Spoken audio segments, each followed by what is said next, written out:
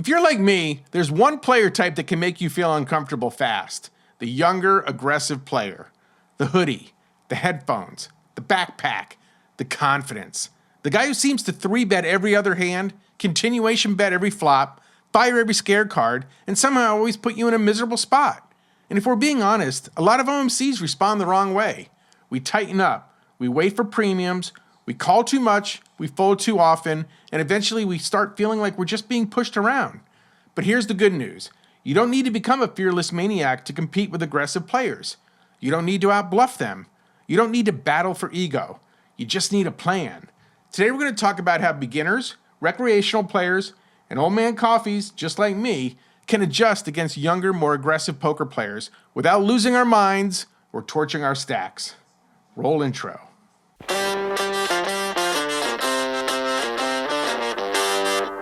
Hi everyone, I'm Old Man Chris, and this is GTO for OMC. I'm bringing you along on my journey to learn game theory optimal concepts and simplify them for real players, beginners, recreationals, OMCs like me, and anyone who doesn't have 10 hours a week to study solver outputs. Let's incorporate these concepts into our game so we can crush cash games and run deep in tournaments. Today we're talking about a player type that shows up everywhere these days. Younger, more aggressive, more confident, more willing to apply pressure. These players can be very tough because they understand something a lot of old school players don't. Poker is not just about making hands. Poker is about applying pressure and telling a story. They attack wide ranges. They punish weakness. They understand fold equity, and they know that most OMCs do not want to play big pots without big hands, so they use that against us. But that doesn't mean they are unbeatable. In fact, a lot of younger, aggressive players have leaks too. They bluff too often. They attack spots where we are stronger than they think. They assume we are always capped. They think we are scared money. And sometimes they just can't help themselves. So today I'm going to give you a simple framework for playing against them.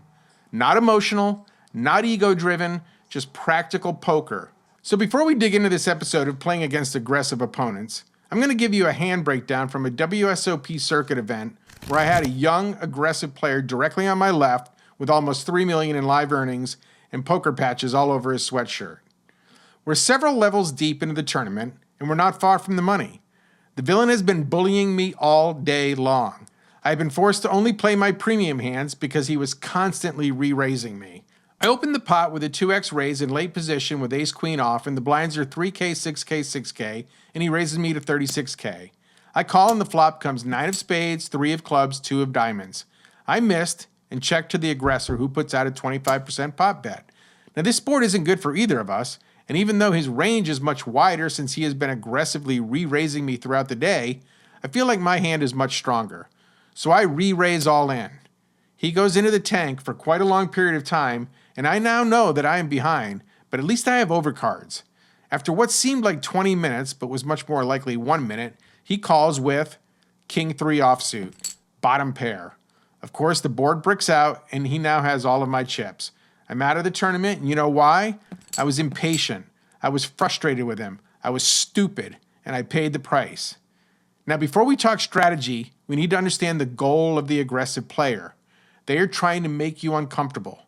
That's it. They want you asking questions like, does he really have it? Is he just bullying me? Can I call down with 1 pair? Am I about to punt my stack? And when you start asking those questions without a plan, they win. Because now they are driving the action. They are setting the price. They are making you react. And most OMCs are not comfortable reacting street after street. So the first adjustment is mental. Do not take aggression personally. That's hard, I know. I struggle with this. But a 3-bet is not disrespect. A check raise is not an insult. A big river bet is not a personal attack on you. It is just poker. The moment your ego gets involved, you are in trouble. Your job is not to prove you can outplay the young guy. Your job is to make the best decision. Every hand, every street. Here's the biggest reason aggressive players target OMCs. We play 2 face up. Old school OMC strategy often looks like this. Big hands, raise. Medium hands, call. Miss the flop, check, and then fold to any bet. Overall, we bet when we have it and fold when pressured. That is incredibly easy to play against. If they think your range is obvious, they will attack you, relentlessly. So the first strategic adjustment is this: stop making your hand strength so obvious. That does not mean you need to get crazy. It means you need to protect your ranges. For example, let's say you raise pre-flop with ace-king. The big blind calls, the flop comes king 7-2 rainbow. You bet small, that's fine, but if you only bet small when you have top pair or better, a good aggressive player will figure that out. You need to also bet this board sometimes when you miss, because this board favors your range. That is how you become harder to play against. Now let's reverse it. You raise with aces. The flop comes 8-7-6 with 2 spades. A lot of OMCs panic and blast, but this board smashes the big blind's calling range. Against an aggressive player, you may want to check more often and avoid building a huge pot on a board where your range advantage is not as strong. That is not weakness, that is control. Now let's talk about tightening up out of position. Let's get practical. At this point, we all know the importance of position, but against younger, aggressive players, position matters infinitely more. If you are out of position against someone who is aggressive, life gets much harder. They get to see what you do first. They can float. They can stab when you check. They can raise your c-bets. They can apply pressure on turns and rivers. So one of the simplest adjustments is be more selective out of position, especially from the blinds. Let's say a younger aggressive player opens from the button. You're in the small blind with king 9 offsuit. Old man Chris from 10 years ago might have thought to himself, I think there's a good chance that I'm ahead. I'm going to call. But calling out of position with a dominated hand against an aggressive player is exactly how we get into trouble. We call pre-flop, miss the flop, check, he bets, we fold. Or worse, we hit one pair and then face pressure for 3 streets. That's not a fun way to live. So against aggressive players, tighten your calling range out of position. Call less, 3-bet more selectively, fold the junk. You do not have to defend your ego. You have to defend your chips. I might need to copyright that and put it on some GTO for OMC merch. Let's move on to another topic, betting with a plan. Now, tightening up does not mean becoming passive. One of the biggest mistakes OMCs make against aggressive players is flat calling too much. They open, we call. They c-bet, we call. They barrel, we sigh, and call. This is how they keep initiative. So we need to fight back sometimes before the flop. That means using the 3-bet, but not randomly, but rather with a plan. Against younger, aggressive players who open too wide, especially from late position, we can 3-bet for 2 reasons: for value and as a bluff. For value, this is easy. Aces, kings, queens, ace-king, ace-queen suited, jacks depending on stack depth and position. But we can also mix in some 3-bet bluffs.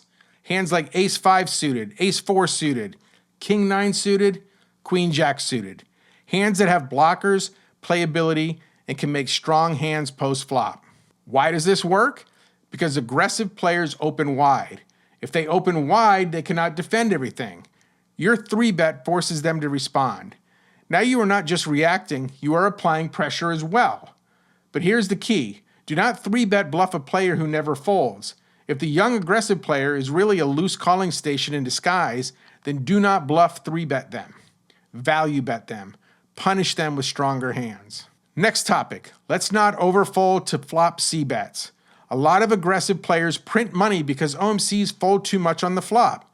They raise pre-flop, we call from the big blind, the flop comes queen 7-3 rainbow, we miss, they bet 1/3 pot, we fold. And they do this over and over and over again.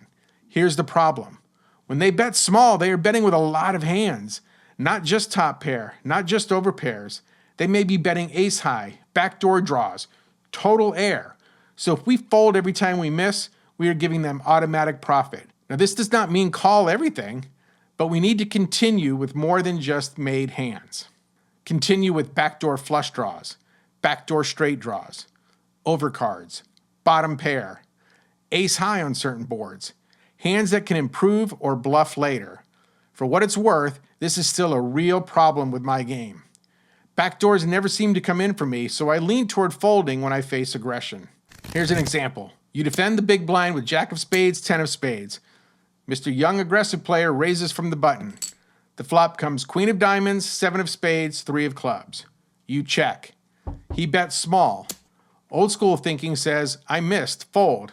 Modern thinking says, I have backdoor spades, backdoor straight possibilities, and his range is wide. Calling here sometimes is perfectly reasonable. You are not calling because you love Jack high. You are calling because his small bet does not represent only strong hands. Next topic is bluffing. This is one of my favorite adjustments. Against aggressive players, sometimes the best strategy is not to fight fire with fire. Sometimes the best strategy is to give them rope. If a player bluffs too much, you do not need to blast them off the hand. You need to let them keep bluffing. This is where OMCs can actually have a huge advantage because younger players often assume we are too tight. They assume when we check, we are weak. They assume when we call, we are capped. So use that image. Let's say you raise pre-flop with ace-ace. The button calls, flop comes king of clubs, 7 of hearts, 2 of spades. You bet small. The button calls and the turn is the 4 of diamonds. You check. A younger, aggressive player may see that as weakness. He bets. Now, a lot of OMCs immediately raise because they want to protect their hand.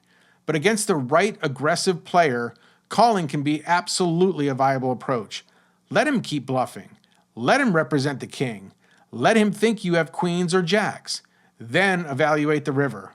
The key point is, against bluff-heavy players, do not always scare them away when you are strong. The next topic is calling down more, but only in the right spots. Now let's talk about the hardest adjustment for OMCs. Sometimes against aggressive players, you need to call down lighter. Not always, not recklessly, but sometimes. If someone is capable of triple barrel bluffing and you only call a river bet with the nuts, they will run you over. So how do you know when to call? Use this simple checklist. Number 1, did draws miss? Number 2, is their story believable? Number 3, do I block value? Number 4, do I unblock bluffs? Number 5, is this player capable of bluffing? Let's use an example. You raise with ace of clubs, queen of clubs. Young aggressive player calls on the button. The flop is queen of spades, 8 of spades, 4 of diamonds. You bet. He calls. The turn is the 2 of hearts. You bet again. He calls. The river is the 3 of diamonds. The flush draw misses. Straight draws mostly miss. You check. He bets big. This is uncomfortable, but ask the questions. Did draws miss? Yes.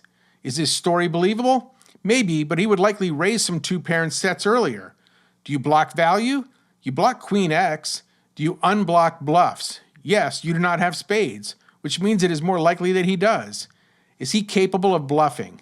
Absolutely. This may be a call, not because we are being stubborn, because the hand analysis supports it. That's the difference between a hero call and a hope call. A hero call has logic. A hope call says, I don't believe him. That's not enough. The next topic is attacking their capped ranges. Aggressive players love attacking capped ranges, so we need to do the same thing back. Remember, a capped range means a player is unlikely to have the strongest hands. So let's look at an example. A young aggressive player opens from the cutoff. You call on the button, the big blind folds, and the flop comes ace, king, 5, rainbow. He bets small and you call. On the turn, he checks. That check may cap him. It does not always mean weakness, but many aggressive players keep betting with their strongest hands. When they check, they may have hands like queens, jacks, tens, king, queen, a weak ace X. Now you can attack sometimes, especially if you have hands that can represent strong ace X or 2 pair. In this scenario, we could have called in position with any ace X, including ace 5 and ace 9. We also could have a set of 5s or 9s. This is where you can start applying pressure back. But again, we need a story. Do not just bluff because you're tired of being pushed around. Bluff because their range is capped. Your range contains strong hands, and the board allows you to tell a believable story. That's modern poker. All right, the next topic is value betting thinner. Here's another important adjustment. Against aggressive players, you can often value bet thinner. Why? Because they call wider. They bluff catch more. They do not like being pushed around either. Your biggest weapon against an aggressive player is your image as a beginner, recreational, or OMC. I'm going to say that again. Your biggest weapon against an aggressive player is your image. They may think you are an OMC who only bets when you have it, but they also may level themselves into calling because they think you are finally making a move. So do not only value bet monsters, top pair good kicker can go for value. Second pair can sometimes go for thin value depending on the run out. The key is knowing who you are playing against. Against players who bluff and bluff catch too much, value becomes your weapon. Okay, the next topic, do not chase every battle. This might be the most important point in the entire video. You do not need to win every pot against the aggressive player. Let me say it again. You do not need to win every pot against the aggressive player. A lot of OMCs get frustrated because they feel like this player is stealing every pot. Remember the hand I spoke about at the beginning of the video? Us OMCs finally decide, I'm going to take a stand, and that stand usually happens with the wrong hand in the wrong position at the wrong time. That is exactly what the aggressive player wants. Pick your spots, fold bad hands, defend reasonable hands, 3-bet with purpose, trap when appropriate, call down when the story does not add up, value bet when they overcall. That's the plan. You are not trying to out-maniac the maniac. You are trying to make better decisions than he does. So let's simplify everything into an OMC game plan. Against younger, more aggressive players. Number 1, do not take aggression personally. Number 2, tighten up out of position. Number 3, 3-bet with a plan. Number 4, do not overfold to small flop bets. Number 5, let them bluff when you are strong. Number 6, call down when the story doesn't make sense. Number 7, attack capped ranges. Number 8, value bet thinner when they call too much. That's enough. You do not need to become them. You need to adjust to them. And here's the beautiful thing. Your OMC image can actually help you. If they think you are too tight, your bluffs get more credit. If they think you are scared, your traps get paid. If they think that you never call light, your river calls shock them. Your image is not a weakness. Your image is a tool. Use it. This is the point in my videos where I typically share my bankroll progress. But you know what? I haven't played it all since the last video. I never in a million years anticipated that this channel would take off like it has. And I'm now going all in. See what I did there? I'm putting these videos together. I'm trying to be a little more careful about what I am putting out there and making sure it is as accurate as possible with solid examples that I run through a solver. The feedback I've been getting in the comments is amazing. There are definitely smarter people out there than me, and there are others who have varying perspectives, allowing me to look at things through a different lens. It's exciting to start this community, and I can't thank everyone enough for the comments and the likes so far. Playing against younger, aggressive players can be uncomfortable, but uncomfortable does not mean unbeatable. The worst adjustment is to freeze up. The second worst adjustment is to get into an ego war. The best adjustment is to have a plan. Play tighter out of position, fight back selectively, don't overfold, let them bluff, value bet when they call too much, and remember, you do not have to beat them at their game. You just have to stop letting them play perfectly against yours. If this video helped, hit the like button, subscribe to the channel, and leave a comment. What gives you the most trouble against younger, aggressive players? Is it the 3-bets, the constant continuation bets, the big river bets, their lack of hygiene, or just feeling like they're pushing you around?